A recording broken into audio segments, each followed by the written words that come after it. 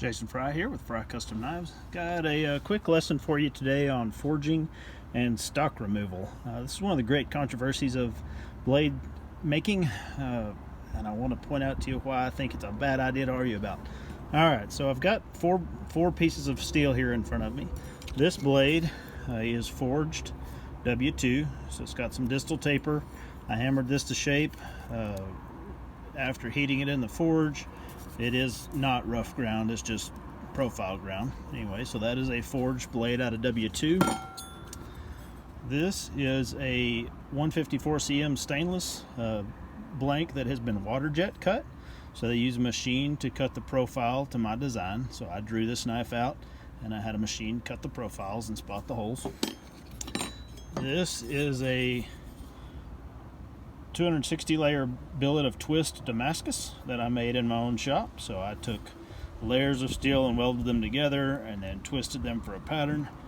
This is forged all the way, and I can then forge, once I grind the edges off, I can forge this into a knife shape.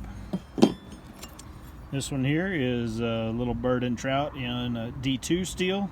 Got a tapered tang. This is a fully ground knife, so 100% from scratch, done on the grinder.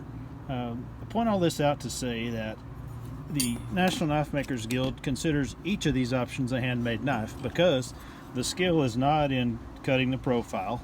The skill is a little bit in hammering to shape, but what really separates a great knife from a good one is your final fit and finish, the way that you take the knife and make it into something more than just a ground blank. So anyway, if it comes down to forging versus stock removal, pick something else to argue about. They both make a fine knife.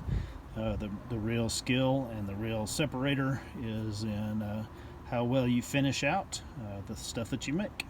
Thank you for watching today. Hope you learned something. As always, please subscribe to my channel and don't forget to click the link and join my mailing list. Thank you guys.